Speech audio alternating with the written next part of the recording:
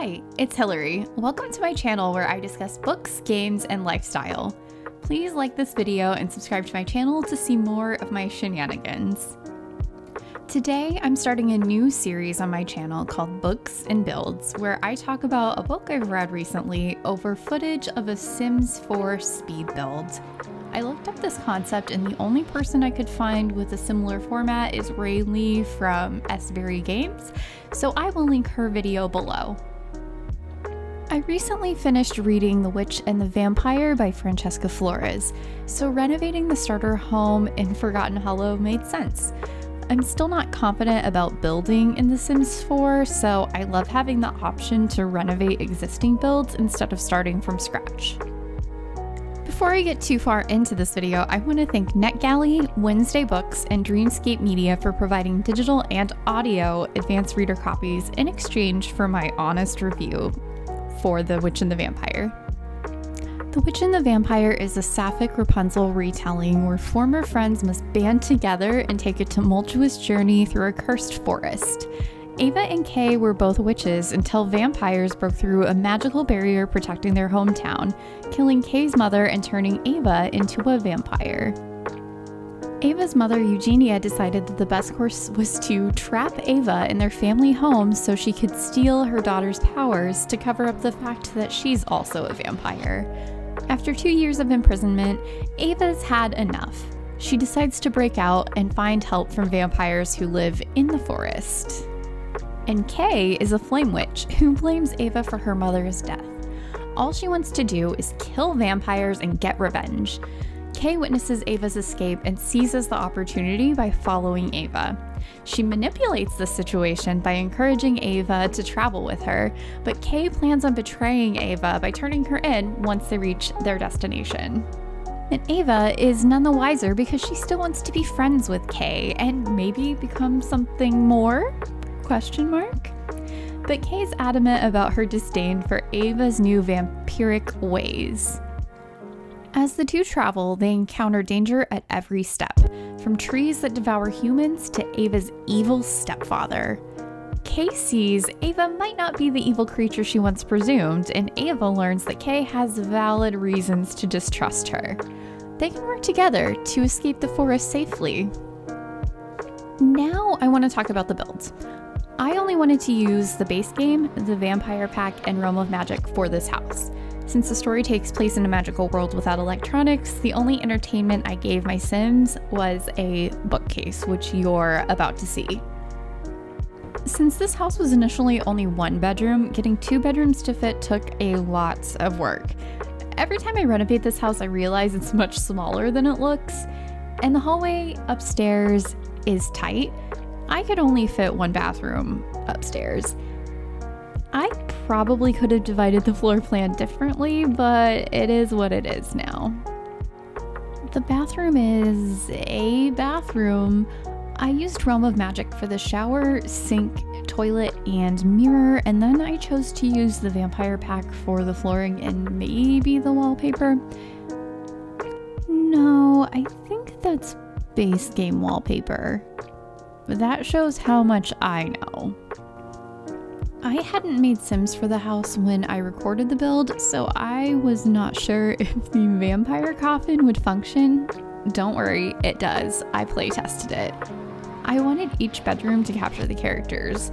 Ava's personality is gentle and sweet, while Kay is understandably angry about losing her mother. I wanted to reflect that. The book's greatest strength is its spooky atmosphere.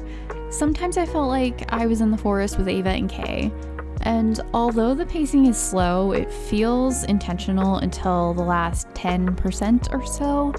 The ending felt a little rushed. Unfortunately, the characters were sometimes grating, and I don't think it's because they're teenagers. I noticed some inconsistencies in how the magic system worked. So it would have been nice to see it become a little more fleshed out within the story. It seemed too easy for one of the characters to gain power. And although we learned about flame and root witches, more background information would have helped the story, and maybe it wouldn't have felt quite as slow as it did.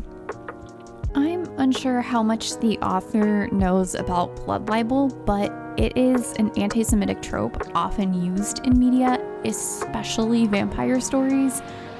I'm not an expert, but I can see how other reviewers made that connection. There's room for a more extensive conversation about vampires in media and how to portray them without perpetuating real-world stereotypes. And I don't have the answers, but please proceed with caution if you're interested in this book. The book's cover is gorgeous, and Bailey Carr is one of my favorite audiobook narrators, but that's not enough for me to wholeheartedly recommend The Witch and the Vampire. That's all I have to say about the book. I wish my first Books and Builds video had been a rave review, but that's how it goes. Sometimes you just don't love what you read.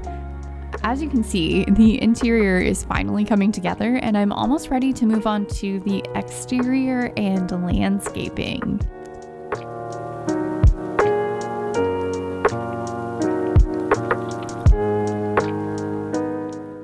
The exterior gets a little chaotic because I changed my mind about the windows I wanted. I didn't want to fuss with the dead vines on the sides, and I don't know how to landscape. I'll figure it out eventually.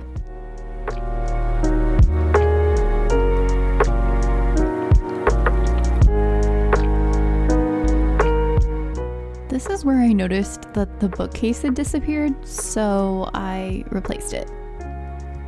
The exterior was also stressing me out a little, so I added some details to the interior. No fire alarm though. You will not find one of those in this house.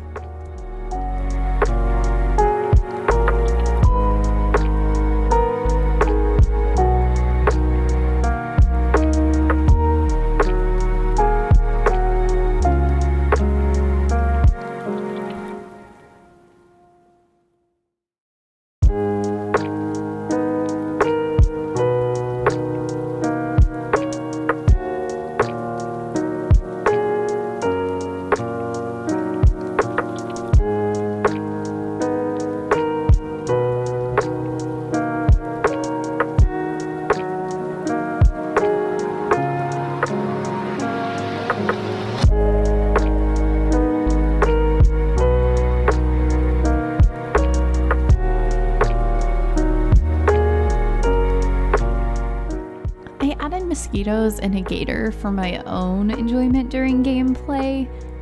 I actually don't know how they function, but hopefully it makes it more fun.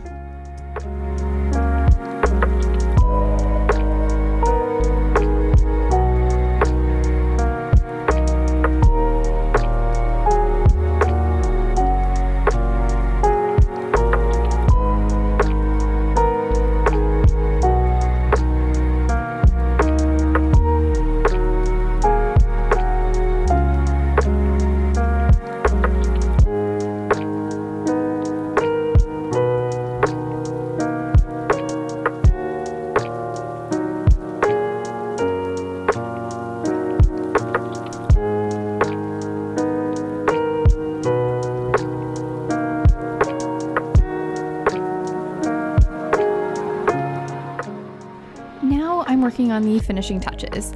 Thank you so much for making it to the end of the video, and please like, comment, and subscribe if you're into that sort of thing. See you next week!